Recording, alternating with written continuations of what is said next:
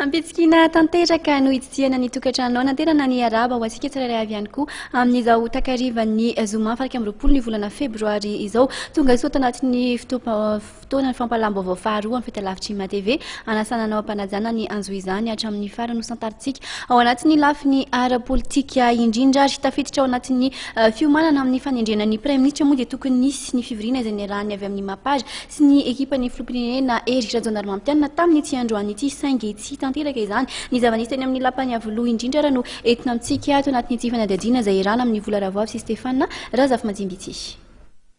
Raha ny fandaharam-potoana napetraka dia tokony maraina teo nanomboka tamin'ny valora nisy ny fampitiniana teo amin'ny délégation avy amin'ny MAPAR sy ny eo anivon'ny fiadidiana amin'ny filoham-pirenena.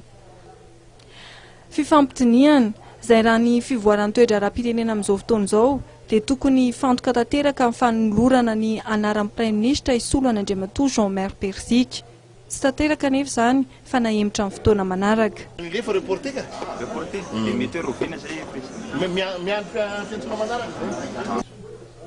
Ny verim-potsiny noho izany ireo mpanao gazety izay tonga teny amin'ny lapan'ny Iavoloha ny maraina teo. Tsy nahazo ihany koa valiteny momba ny fotoana nataterahana ny dinika manaraka eo amin'ny MAPAR sy ny ekipa miaradia amin'ny filoham-pirenena Hery Rajaonarimampianina mikasika ny fanendrena amin'ny praiminisitra lehibe ny gouvernemanta.